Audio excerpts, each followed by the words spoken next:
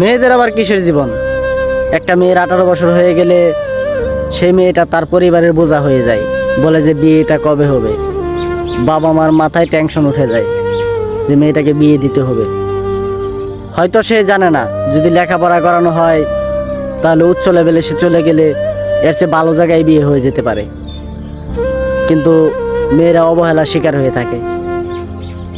বলে যে এত লেখাপড়া দিয়ে কি হইব, পরের বাড়িতে যাই এত বাসন কুসুনি মাজতে হইব।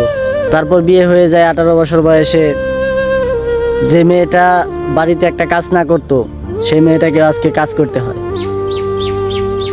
বাচ্চাদের প্রস্রাব পায়খানা যখন হাতে লাগতো হাও মাও করে কেঁদে দিত, আজকে সেই মেয়েটাকেও বাচ্চাদের প্রস্রাব পায়খানা হাত দিয়ে ধুইতে হয়। এটাই হয়তো মেয়েদের জীবন।